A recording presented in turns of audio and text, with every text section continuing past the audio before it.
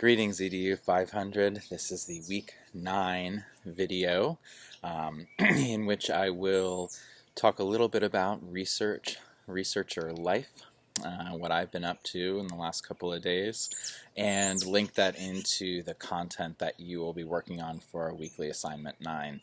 Just a reminder that your final drafts of your research proposals are due this Saturday, and I'm looking forward to reading them, and I will make my videos next week that will share some of what you have written in your proposal, so you can look forward to that.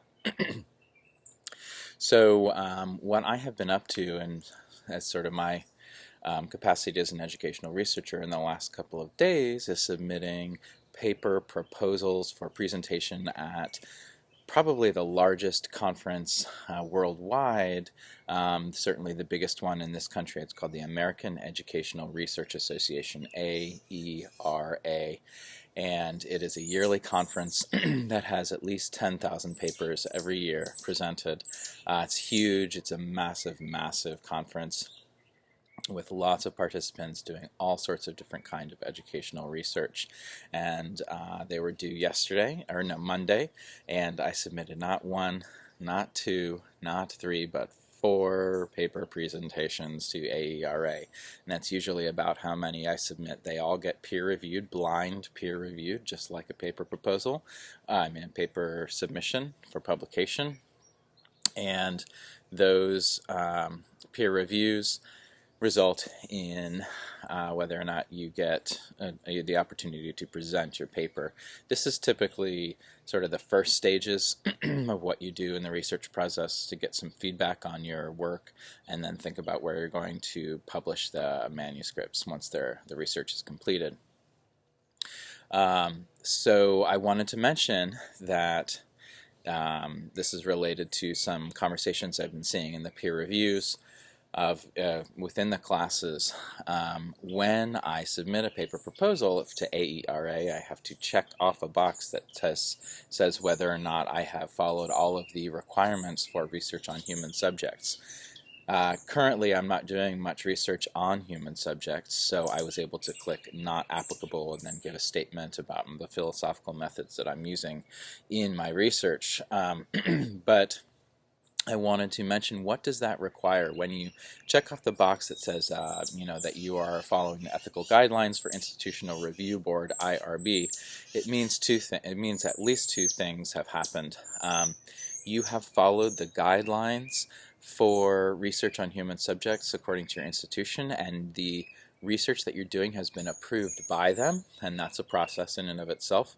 And then also, if you're working within a school district, that means that, to do your research, that means that you're actually doing research that's linked to their institution as well. So you need to go through their equivalent process. It depends on the size of the school district. New York City Board of Education, for example, has its own IRB, its own office that handles these requests, because a lot of educational researchers are doing work in that very large school district.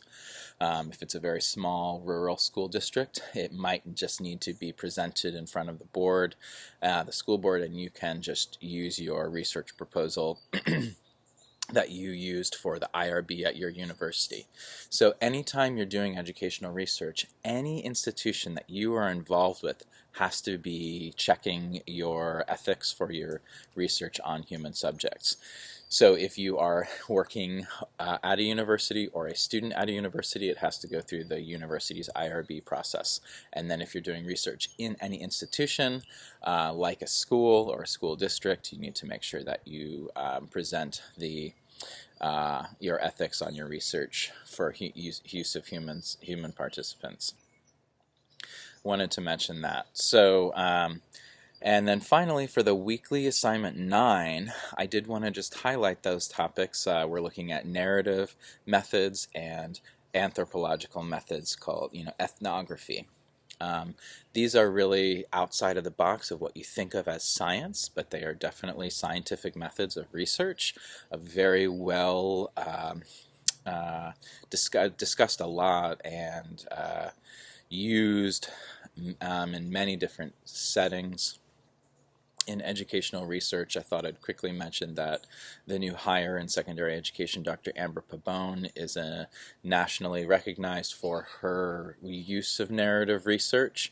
In particular, she writes the stories of black male teachers and uses narrative methods. So if you have an interest in those areas, both the method and the content, make sure to connect with her or take a course with her in the future. So again, these are sort of different. It's not, quantitative at all. It's more anthropological, understanding cultures, understanding stories, and it's very valid methodology that is highly accepted, so long as you justify your rationale, just like any other kind of research methodology. So looking forward to your engaging with those research methods, thinking them through and the value of them, and that's for next week. And that's about it. So good luck as you wrap up your research proposals this weekend. Looking forward to seeing those as well.